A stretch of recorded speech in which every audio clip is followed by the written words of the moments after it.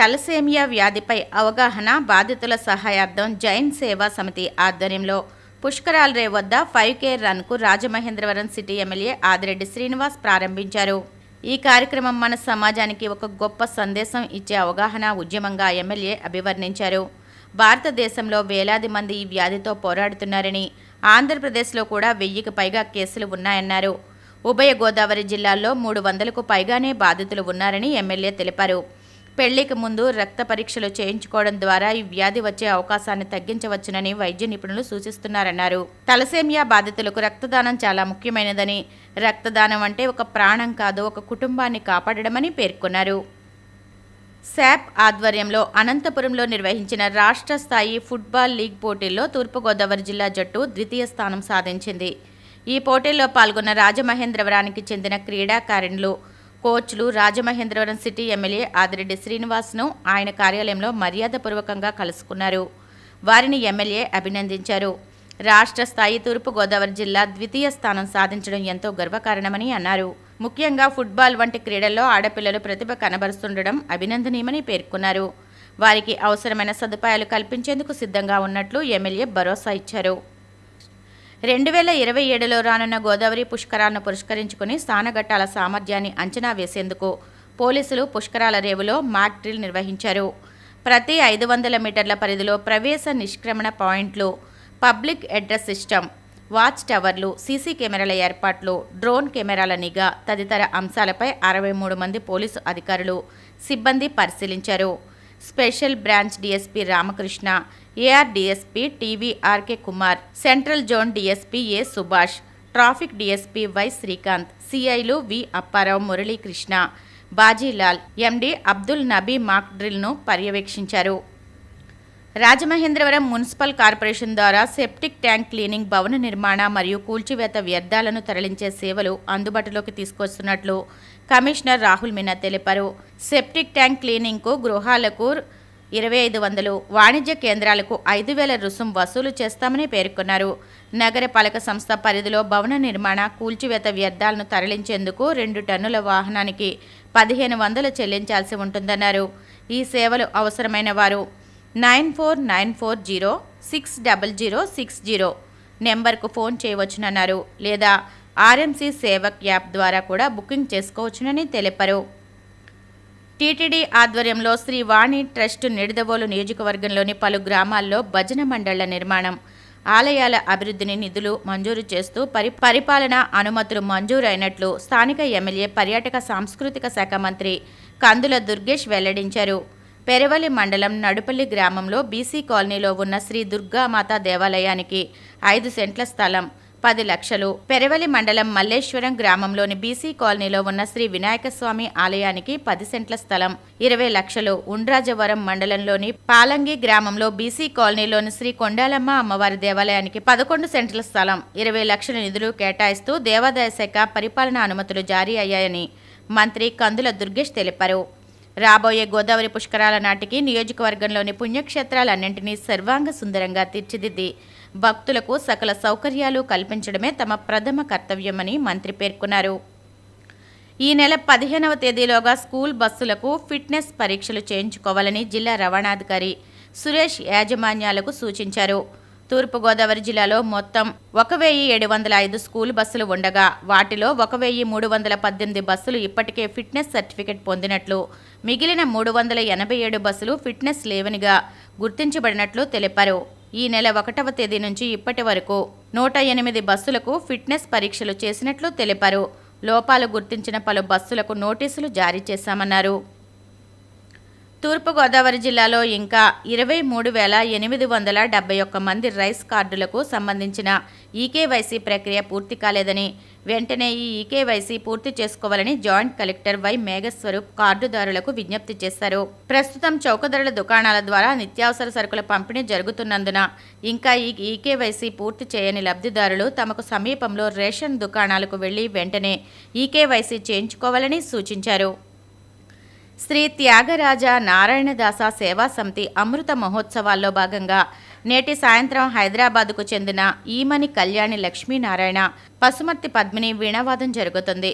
కరుటూరి కరుణకుమార్ సితార, కాపా శ్రీనివాస్ మృదంగం, పండుగ మురళి తబలాలతో వాద్య సహకారాన్ని అందిస్తారు. రాజమహేంద్రవరం ఛాంబర్ ఆఫ్ కామర్స్లో రేపు ఉదయం 10 గంటలకు వర్తకులకు ఆదాయ పన్ను శాఖ చట్టాలపై అవగాహన సదస్సు జరుగుతుంది. ఈ సదస్సులో రాజమహేంద్రవరం ఆదాయపు పన్ను శాఖ joint commissioner Pratap Singh Bukya, joint commissioner Uppuluri Meena, assistant commissioner Erramsetti Ramani వర్తకులకు ఆదాయపు పన్ను చట్టాలపై అవగాహన కల్పిస్తారు. ఈ సదస్సుకు వర్తకులంతా హాజరు కావాలని ఛాంబర్ అధ్యక్ష కార్యదర్శులు తవ్వార్ రాజా, ఆకుల శ్రీనివాస్ విజ్ఞప్తి చేశారు.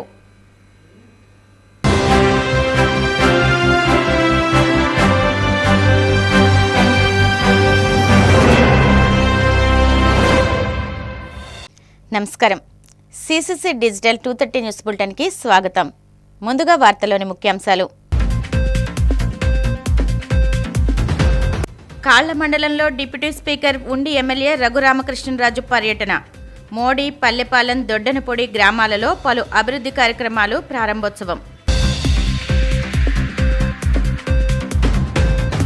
సీఎం సహాయ నిధి పేద మధ్యతరగతి ప్రజల ఆరోగ్యానికి భరోసాగా మారిందన్న ఎమ్మెల్యే అంజిబాబు. భీమవరం నియోజకవర్గంలో 65 మంది లబ్ధిదారులకు 70.40 లక్షలు సీఎంఆర్ఎఫ్ చెక్కులు పంపిణీ. చంద్రబాబు వ్యక్తిగత స్వార్థం కోసం రాజధాని అమరావతిని ఏటీఎంలా వాడుకుంటున్నారు. విమర్శలు గుప్పించిన మాజీ మంత్రి మేరుగు నాగార్జున. చట్టసభల్లో షరతులు లేని మహిళా రిజర్వేషన్ బిల్లును తక్షణమే అమలు చేయాలి. విశాఖలో కాంగ్రెస్ శ్రేణులతో కలిసి ర్యాలీ చేపట్టిన ఏఐసీసీ సభ్యురాలు సుంకర పద్మశ్రీ.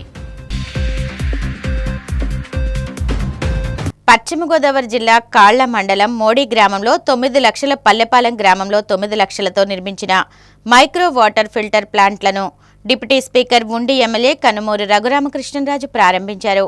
మోడీ గ్రామ ప్రజలు 4 లక్షలతో మైక్రో వాటర్ ఫిల్టర్ సిమెంట్ దిమ్మను ఏర్పాటు చేశారు. కెనరా బ్యాంకు నిధులు 5 లక్షలతో మైక్రో వాటర్ ఫిల్టర్ మిషనరీని ఏర్పాటు చేశారు. పల్లెపాలెం గ్రామంలో కెనరా బ్యాంకు నిధులు 5 లక్షలతో micro water filter machinery. APIIC chairman, TDP politburo సభ్యుడు మంతెన రామరాజు, ఆయన సోదరుడు మంతెన పెద్ద నరసింహమూర్తి రాజులు 4 లక్షల ఆర్థిక సహకారంతో మైక్రో వాటర్ ఫిల్టర్ సిమెంట్ దిమ్మను నిర్మించారు. దీంతో ఈ గ్రామాల ప్రజలకు తాగునీటి సమస్యలకు శాశ్వత పరిష్కారం ఏర్పడింది. అనంతరం దొడ్డనపొడి గ్రామంలో విలేజ్ హెల్త్ క్లినిక్ సెంటర్ శంకుస్థాపన చేశారు. మారెమ్మ అమ్మవారి జాతర మహోత్సవం సందర్భంగా అఖండ అన్న సమారాధన నిర్వహించారు.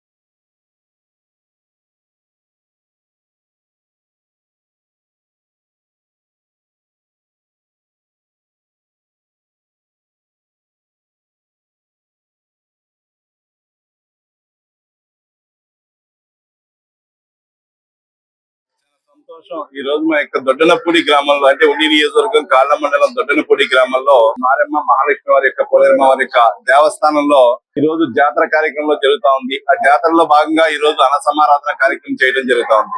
గ్రామ పెద్దలు, గవర్నర్ సర్పంచ్ గారు గాని, అదేవిధంగా ఎంపీపీ గారు గాని, అదేవిధంగా గౌరవ పెద్దలందరూ కూడా పాల్గొని ఈ రోజున అంగరంగ వైభవంగా చేయడం జరుగుతోంది.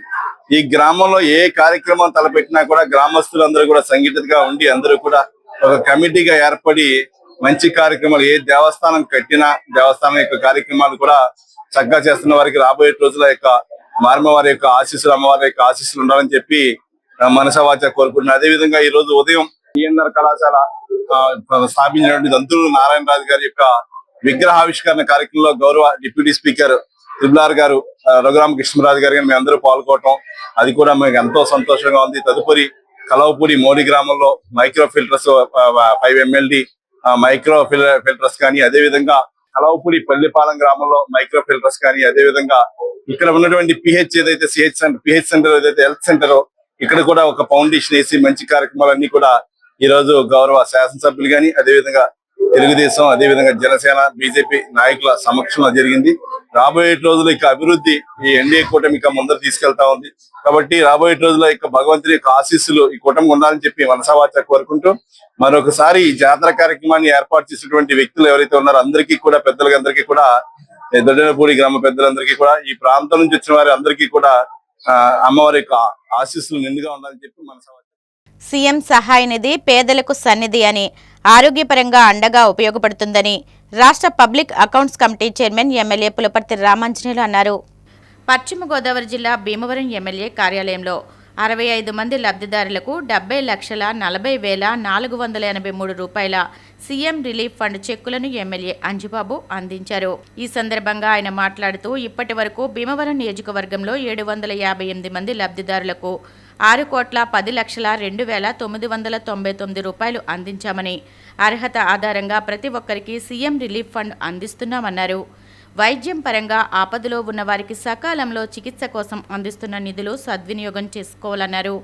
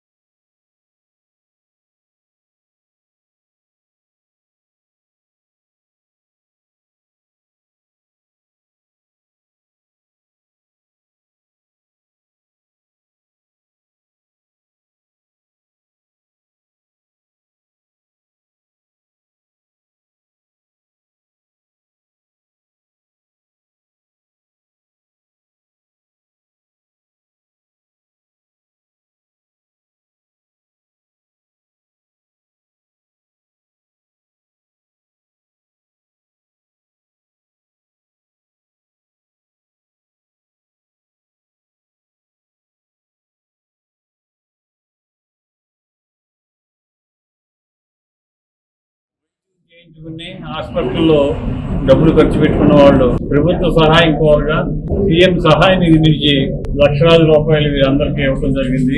మన భీమవరం నియోజకవర్గంలో 57 మందికి 50,39,961 రూపాయలు ఇవ్వడం జరిగింది. 8 మందికి ఎల్ఓసి ఇవ్వడం జరిగింది. 20,52,522 రూపాయలు. మొత్తం 65 మందికి 70,40,483 రూపాయలు ఇవ్వడం జరిగింది. ఇప్పటి వరకు ఎన్డీఏ కూటమి అధికారంలోకి వచ్చిన తర్వాత ముఖ్యమంత్రి సహాయ నిధి నుంచి 758 మందికి ఇచ్చాం. 6,10,02,999 రూపాయలు ఇచ్చాం ఇప్పటి వరకు. అంటే ఎవరు వచ్చినా మా ఆఫీస్ కి సీఎం సహాయ నిధి పెట్టుకుంటే వారికి సహాయం అందించడం జరుగుతుంది. ఎవరైనా హాస్పిటల్లో వైద్యం చేయించుకుని తెల్ల రేషన్ కార్డు ఉన్నవారు అందరూ అర్హులైన వారు అందరూ పెట్టుకున్నట్లయితే ఈ సీఎం సహాయ నిధి ఇప్పించడం జరుగుతుంది. మీరు ఆరోగ్యంగా ఉండాలని చెప్పి. రాష్ట్రంలో చంద్రబాబు పాలన పూర్తిగా అస్తవ్యస్తంగా మారిందని, అమరావతి పేరుతో భారీ దోపిడీకి పాల్పడుతున్నారని మాజీ మంత్రి మేరుగు నాగార్జున తీవ్రంగా మండిపడ్డారు.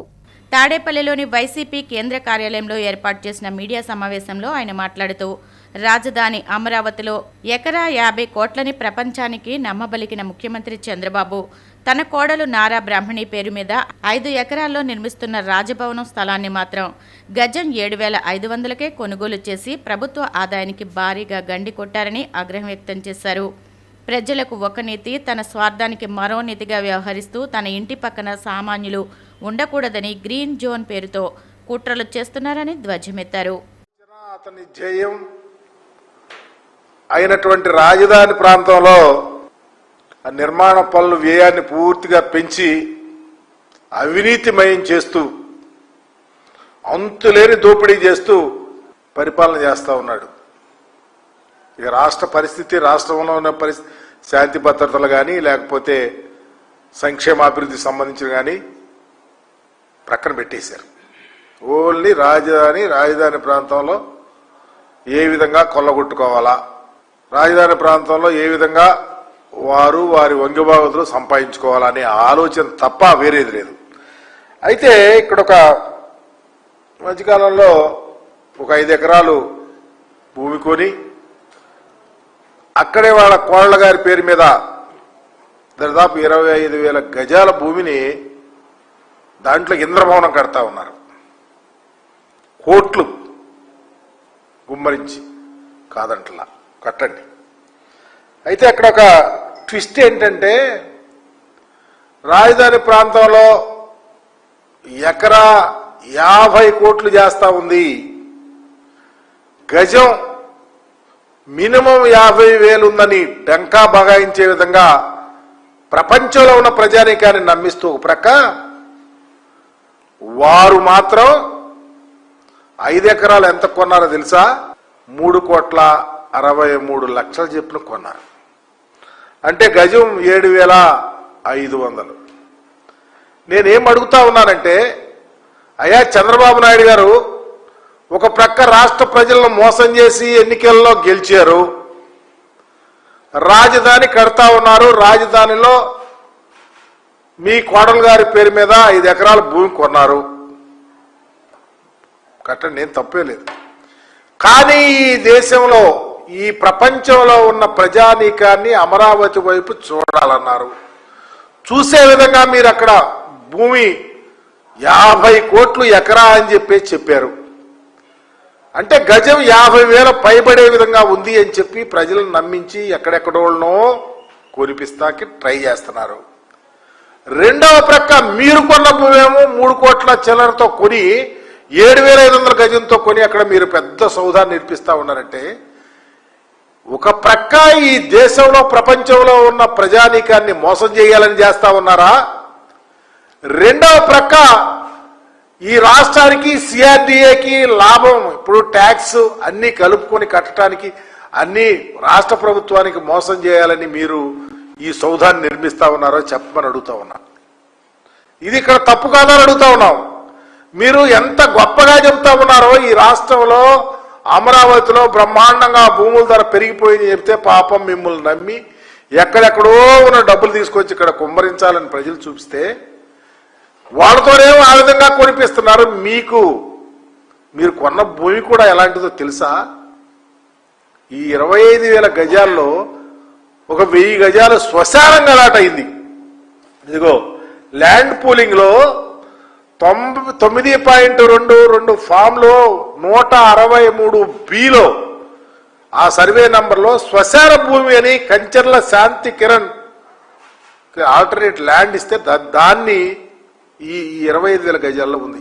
దాని దగ్గర మేము వెళ్ళటంలా. మేము అడిగేది ఒకటే, ప్రజలందరికీ 50 కోట్లు అని చెప్పి మీరు 3,000 కోట్లు కొట్టడం, 3 కోట్ల కొట్టడం ఏంటని అడుగుతా ఉన్నా.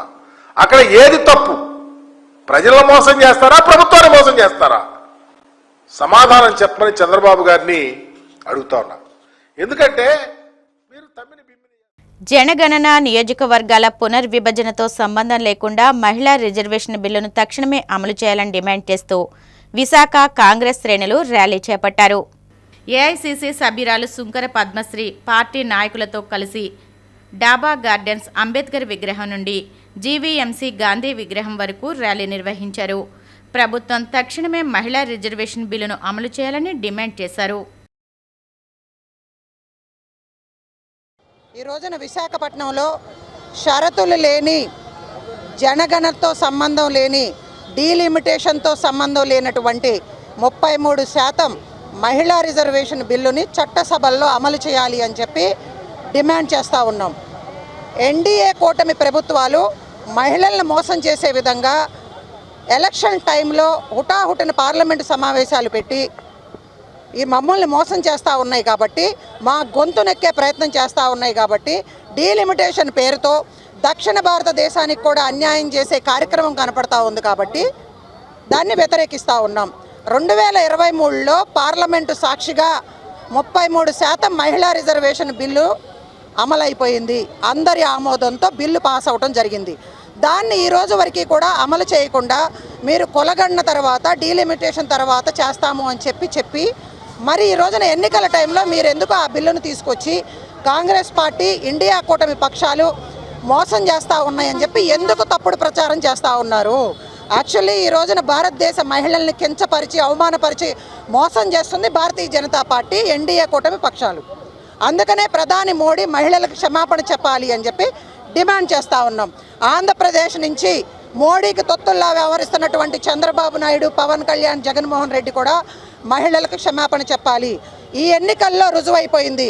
డీలిమిటేషన్ పేరుతో దక్షిణ భారతదేశానికి సీట్ల విషయంలో అన్యాయం చేస్తూ ఉన్నారు కాబట్టి ఇక్కడ భారతీయ జనతా పార్టీని అధికారంలోకి రానివ్వకుండా ఈ ఎలక్షన్ రిజల్టే దానికి నిదర్శనం. ముందుగా కేరళలో కాంగ్రెస్ యూడీఎఫ్ కూటమి 10 సంవత్సరాల తర్వాత మళ్ళీ ప్రజలకు సుపరిపాలన అందించడం కోసం అధికారంలోకి తీసుకొచ్చినందుకు కాంగ్రెస్ పార్టీ శ్రేణులందరికీ కూడా అభినందనలు తెలియజేస్తూ ఉన్నాం. ముఖ్యంగా రాహుల్ గాంధీ గారికి, మల్లికార్జున్ ఖర్గే గారికి, ప్రియాంక గాంధీ గారికి ధన్యవాదాలు తెలియజేస్తూ ఉన్నాం. పక్క రాష్ట్రమైనటువంటి తమిళనాడులో బీజేపీకి వ్యతిరేకంగా పోరాటం చేసినటువంటి విజయ్ లాంటి వ్యక్తి, ఒక బలహీన వర్గానికి చెందినటువంటి వ్యక్తి ప్రజలకి అండగా ఉంటాను అని చెప్పి భారతీయ జనతా పార్టీకి వ్యతిరేకంగా ఉన్నందుకు ఈ రోజున ప్రజలు పట్టం కట్టారు. బుద్ధి తెచ్చుకోండి. పవన్ కళ్యాణ్ లాంటి వ్యక్తి వెళ్ళి అక్కడ సనాతన ధర్మం పేరుతో ఇక్కడ మమ్మల్ని కూడా మోసం చేసే ప్రయత్నం చేస్తూ ఉన్నాయి. హిందుత్వాన్ని అడ్డం పెట్టుకుని మా మనోభావాలను దెబ్బతీసే విధంగా నడుచుకుంటా ఉన్నారు. అది ఎక్కడా పనిచేయలేదు. చంద్రబాబు నాయుడు వెళ్ళాడుగా ఎగేసుకుంటా, పవన్ కళ్యాణ్ వెళ్ళాడుగా. ఏం పీకారయ్యా మీరు? ఆంధ్రప్రదేశ్లోనే మీరేం పీకలేదు, మీకు సినిమా లేదని చెప్పి బుద్ధి చెప్పారు అక్కడ తమిళనాడులో ప్రజలు. ఇక్కడ ఆంధ్రప్రదేశ్కి రావాల్సినటువంటి విభజన హామీలను ఏది అమలు చేయలేదు. అమరావతి రాజధాని నిర్మాణం పూర్తిగా కేంద్ర ప్రభుత్వం బాధ్యత. పోలవరం పూర్తి చేయాల్సిన బాధ్యత కేంద్ర ప్రభుత్వానిది. ఇక్కడ రైల్వే జోన్ తీసుకురావాల్సిన బాధ్యత కేంద్ర ప్రభుత్వం. ఇవన్నీ విభజన హామీల్లో ఉన్నాయి. యువతకు ఉద్యోగ అవకాశాలు ఇవ్వాలి. ఇవన్నీ కూడా మసిపూసి మారేడికాయ చేసి ప్రజల్ని మోసం చేస్తూ అడ్డగోలుగా అధికారాన్ని అడ్డం పెట్టుకుని పోలీసుల చేత, అధికార పక్ష నేతల చేత మా గొంతు నొక్కే ప్రయత్నం చేస్తూ ఉన్న దాన్ని ఖండిస్తూ ఉన్నాం. స్థానిక సంస్థల్లో 50% రిజర్వేషన్లు తీసుకొచ్చింది కాంగ్రెస్ పార్టీ. మొట్టమొదటి ప్రధానమంత్రిని ఇందిరాగాంధీ గారిని చేసింది కాంగ్రెస్ పార్టీ. మొట్టమొదటి స్పీకర్ను చేసింది మీరా కుమార్ గారిని చేసింది కాంగ్రెస్ పార్టీ. మొట్టమొదటి రాష్ట్రపతిని ప్రతిభా పాటిల్ గారిని చేసింది కాంగ్రెస్ పార్టీ. వెస్ట్ బెంగాల్లో 90 లక్షల ఓట్లు తారుమారు చేసి ఈ రోజున అడ్డంగా మోడీ, అమిత్ షా అధికారంలోకి వచ్చారనేది రుజువైపోయింది. ఒక మహిళని ఎదుర్కోవటానికి ఇన్ని నాటకాలు, ఇన్ని డ్రామాలా? రాహుల్ గాంధీని చూసి భయపడతా ఉన్నారు మీరు. అందుకే పార్లమెంటులో కూడా ఆయన్ని మాట్లాడినెవరు. పార్లమెంటు సాక్షిగా రాహుల్ గాంధీ గారు హెచ్చరించారు మోడీని. డీలిమిటేషన్ పేరుతో దక్షిణ భారత రాష్ట్రాలకు అన్యాయం జరిగితే ఊరుకోము, మేము అండగా ఉంటాము, మీ గొంతుకై కొట్లాడతామని చెప్పి ఈ రోజు వరకు కూడా ఆంధ్ర రాష్ట్ర హక్కుల కోసం ఫైట్ చేస్తుంది మా రాహుల్ గాంధీ గారు, ప్రియాంక గాంధీ గారు. అందుకనే మహిళల హక్కుల కోసం మేము పోరాటం చేస్తూ ఉన్నాం. సాధించే వరకు కూడా మా పోరాటం ఆగదు అని చెప్పి తెలియజేస్తా ఉన్నాం. పశ్చిమ గోదావరి జిల్లా ఉండి రాజులపేటలోని శ్రీ పార్వతీ సమేత చెన్నమల్లేశ్వర స్వామి ఆలయ ప్రాంగణంలో గాలి గోపుర నిర్మాణానికి బుధవారం ఉదయం ప్రధాన దాతలు రుద్రరాజు వేణుగోపాలకృష్ణరాజు వరలక్ష్మి దంపతులు, పిన్నన్రాజు ప్రసాద్ రాజు లక్ష్మీ దంపతులు శంకుస్థాపన చేశారు. సుమారు ₹1 కోటి అంచనా వ్యయంతో ఈ పనులకు రూపకల్పన చేశారు. దేవాదాయ శాఖ CGF నిధుల నుంచి ఈ పనులకు 33 లక్షల నిధులు మంజూరయ్యాయని, మిగిలిన నిధులు భక్తులు, గ్రామస్తుల సహకారంతో సమకూరుస్తున్నామని ఆలయ అర్చకులు సన్నిధి రాజు చలపతిరావు తెలిపారు.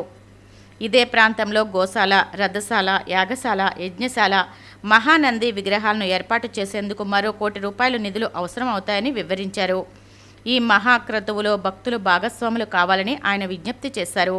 ఈ శంకుస్థాపన కార్యక్రమంలో ఎంపీపీ ఇందుకూరి శ్రీహరి నారాయణరాజు, దాతలు రుద్రరాజు వేణుగోపాలకృష్ణరాజు, వరలక్ష్మి, పిన్నంరాజు ప్రసాద్ రాజు, లక్ష్మి, ఉండే DC vice chairman Mantena Sai Lachchiraju, Krishnakumari దంపతులు, ముదునూరి కృష్ణంరాజు, సాయి రామరాజు, అర్చకులు సన్నిధి రాజు, కృష్ణ, శేషగిరి, సుబ్బారావు, సత్యనారాయణ, గ్రామ ప్రముఖులు తదితరులు పాల్గొన్నారు.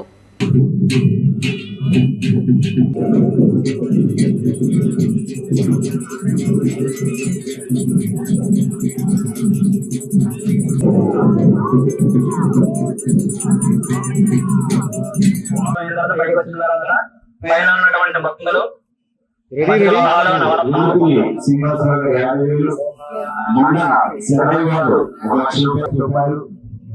చేసి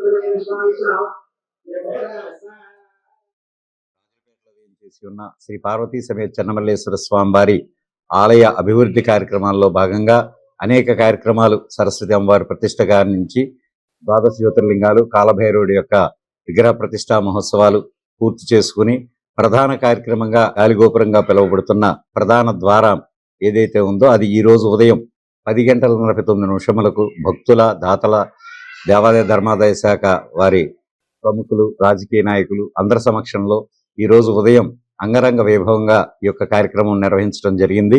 ఈ అభివృద్ధి కార్యక్రమాల్లో భాగంగా రాజగోపురంతో పాటు యాగశాల, యజ్ఞశాల, గోశాల, రథశాల ఇవి ఏర్పాటు చేయడంతో పాటు ఆలయ ఈశాన్య భాగంలో కొంత భాగాన్ని దేవాలయానికి కొనుగోలు చేసే ఆలోచనలో ఉండటం, దీనికి దాతలు విరివిగా ముందుకు వచ్చి తమ వంతు సహకారాన్ని అందిస్తున్న ఈ ఆలయ అభివృద్ధిలో పాటుపడుతున్న ప్రతి ఒక్కరూ కూడా ఈ దేవాలయం స్వామివారి అనుగ్రహం ఎల్లవేళలా వారి పట్ల ఉంటుందని, వారి కోరికలు నెరవేరి ఈ కార్యక్రమాలు అభివృద్ధి కార్యక్రమాల్లో మాతో సహకరిస్తున్న వారందరికీ కూడా ధన్యవాదాలు. గాలిగోపురానికి ₹1 అవుతున్నది నిర్మించడానికి. మరి వారి సహకారంతో రుద్రరాజు చిట్టిబాబు, వరలక్ష్మి దంపతులు మరియు వారి అల్లుడు కుమార్తెలు తోటి ₹30 లక్షల విరాళం ఇచ్చారు. అలాగే దేవాదాయ ధర్మశాఖ వారు 50 లక్షలు, మిగతా గ్రామస్తులతోటి ₹1 గాలిగోపురం నిర్మించడానికి పెద్దలందరూ నిశ్చయించారు. కాబట్టి ఈ కార్యక్రమం దిగ్విజయంగా కావాలని చెప్పి మనస్ఫూర్తిగా కోరుకుంటున్నాను. ఏలూరు జిల్లా భీమడోలు గ్రామంలోని పెరుమాళ్ల స్తంభం వద్ద ఉన్న పురాతన శ్రీ కోదండ రామాలయ పునర్నిర్మాణ శంకుస్థాపన మహోత్సవం బుధవారం వైభవంగా నిర్వహించారు. 103 ఏళ్ల చారిత్రక వైభవం కలిగిన ఈ ఆలయ పునర్నిర్మాణ కార్యక్రమానికి గ్రామస్తులు, దాతలు, ప్రజాప్రతినిధులు పెద్ద ఎత్తున హాజరై ప్రత్యేక పూజల్లో పాల్గొన్నారు. ఆలయ నిర్మాణానికి ముందు అర్చకులు సీతారామయ్య, శేషాచార్యులు వేద మంత్రోచ్చారణల మధ్య వివిధ క్రతువులు, హోమాలు, ప్రత్యేక పూజలు నిర్వహించి శంకుస్థాపన కార్యక్రమాన్ని ఘనంగా చేపట్టారు. ఈ కార్యక్రమానికి ముఖ్య అతిథులుగా స్థానిక MLA Pachchamatla Dharmaraju, AP Apcob chairman Ganni Veeranjaneyulu, మాజీ ఎమ్మెల్యే పుప్పాల వాసుబాబు, జనసేన నాయకులు వట్టి పవన్ కుమార్ హాజరై ప్రత్యేక పూజలు నిర్వహించారు.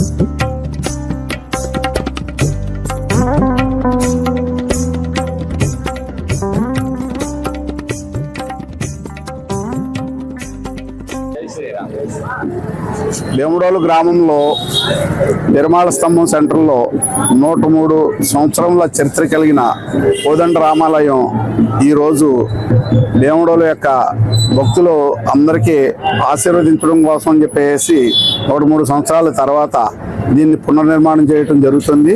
ఈ కార్యక్రమానికి దాతలు చాలా ఎక్కువ మంది మేమున్నాం మీరు కట్టండి అని ప్రతి ఒక్కరూ కూడా చెయ్యెత్తి వెలియెత్తి మాకు పూర్తి సహకారం అందిస్తున్నారు.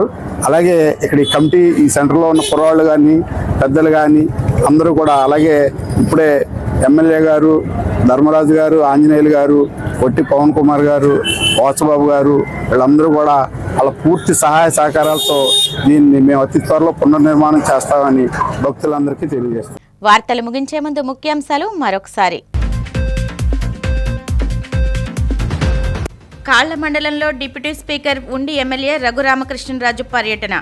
మోడీ, పల్లెపాలెం, దొడ్డనపొడి గ్రామాలలో పలు అభివృద్ధి కార్యక్రమాలు ప్రారంభోత్సవం.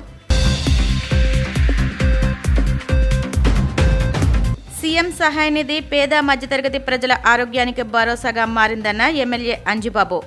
భీమవరం నియోజకవర్గంలో 65 మంది లబ్ధిదారులకు 70.40 లక్షలు సీఎంఆర్ఎఫ్ చెక్కులు పంపిణీ. చంద్రబాబు వ్యక్తిగత స్వార్థం కోసం రాజధాని అమరావతిని ఏటీఎంలా వాడుకుంటున్నారు. విమర్శలు గుప్పించిన మాజీ మంత్రి మేరుగు నాగార్జున.